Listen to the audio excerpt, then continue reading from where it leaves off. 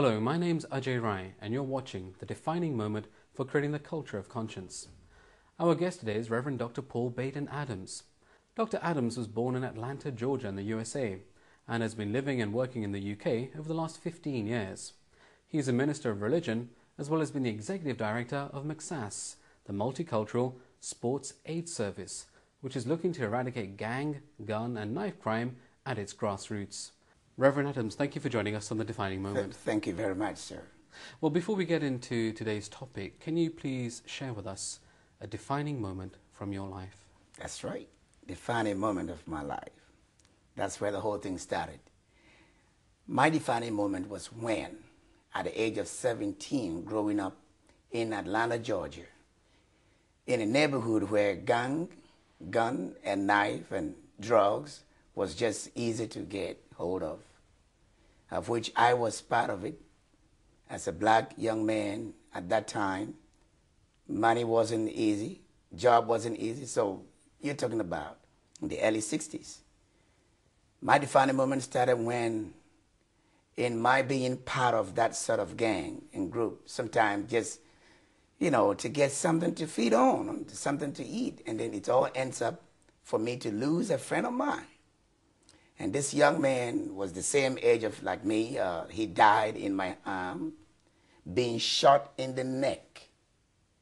Bam. And I watched this young man say, "Hey, I'm going to kill you." And he pulled the trigger right in front of me and blew a big hole into his neck, Robert's neck. And how old were you at that time? I was 19, and then Robert was 17 years old. And then I watched Robert die in my arms. And this young man threw the gun away and ran away. But even though they got him, but then I lost my friend in my arms. He bled to death. And I cannot explain the fear and what went through my head. I made my decision right there that for me, gang, gun, knife, whatever bring violence, whatever bring hate, I have to dump it right there. I don't care if I have to go without food. I got my moment. I learned my lesson. And that was my defining time to say, this is the end of me. I'm never, ever going to encourage any sort of thing. And at that time, I made up my mind. I would go to church, because my folks were all preachers. I would go to church. I used to hide from going to church. But since then, I started confessing my sins. I started telling everybody how sorry I was. I lost my friend, and I watched him dead. So my life was turned around since that moment to the time I am 52 years old now. Things have changed in my life. So that is my moment. Well, thank you for sharing that powerful story with us. Let's move on to today's topic, which is exposing gang culture at its roots. So based on all these years of experience, what would you say, in your personal opinion, are the roots of gang culture?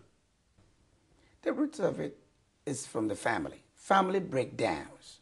I don't mean breakdowns of marriage breakdown or anything. The misunderstanding of couples who agreed to bring up a child and then educate them. It might be the differences of misunderstanding between the two, one chastising and the other one said, "No, you've been too heavy-handed." And then children always pick on that and then hang on to the other side. So in this case, the child, the question is, he's going to pick up one who likes to be defending that particular child and hang on to that. If that is being too hard, they will go to mama, and mama being too softy, they're going to be on there so that father will have no power. His word will have no power. That's another way of family breakdowns. And this child will never have a discipline, because if father chastises it, mother comes and says, that is wrong. That's a family breakdown, and this need to stop. Well, I mean, family breakdown we can see is a cause behind all kinds of ills that we are now seeing in society. But can you be perhaps a bit more specific? I mean, what exactly is it? Is it the lack of father figures? Is it because there's much more, teenage pregnancy? What's really kind of, if you want to just pinpoint something for us? people may disagree what I'm saying, that sometimes father figures help because it takes two to tango. So if a father and a mother agrees to make up a baby, I believe, in my understanding, that two of them should also agree to bring them up. So if it comes to a time that you have to depend on one set of the family to do that, how possible will that be? Some part of the discipline would not be able to pass through to go to the young fella, because the attitude of a father and the caringness of a father and the protection of a father, if it's not there, the child lacks of something very, very much into his life. And mothers are there to hold us. I love my mother so much. But when my father comes in, that is, when I do something bad and my mother said, stop it, and if I don't stop, they say, well, your father is coming and I'm going to tell your father, oh my God, then that is the end of it. That put a stop to it. And that is why such breakdown shouldn't happen. They should always be there in any other question. They should be there, put together, for the sake of the coming up of the young person, so that any different life can penetrate into their lives. This is important. Not only marriage breakdown is what we call. This time when you say marriage breakdown or family breakdown, they think it's marriage breakdown. If you don't agree to stay together, yes, fine, but agree to bring up that particular child that you both agreed. Don't walk away, young man. Come into the life. Well, if family breakdown as such is the root of gang culture, well, how is society supposed to substitute for all these broken families? The question is, how does society handle the situation?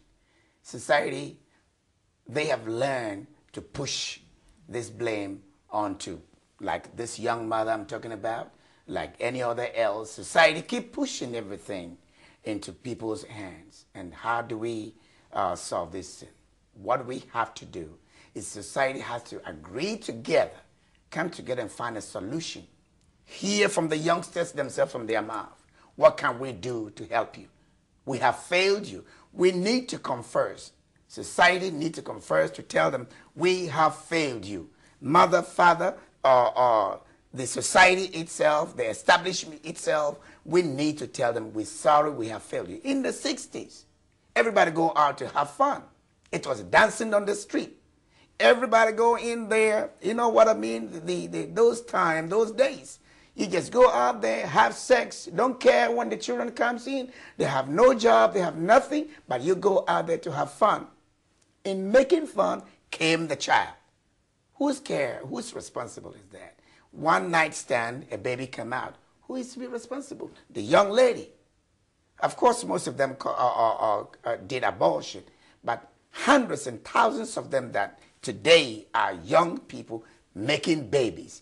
This is what is coming to us. What we did in the early 60s is now haunting us, but we need to wake up.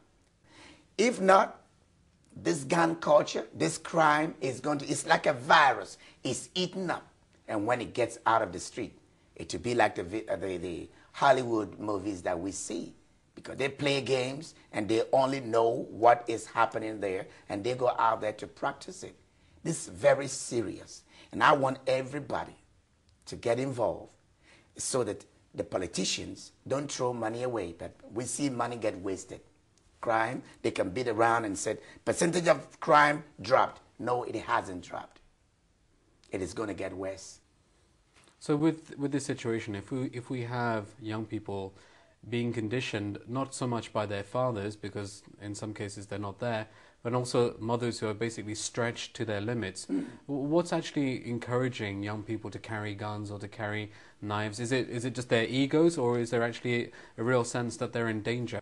Some are ego, yes. Some want to just show off because they want to prove tough.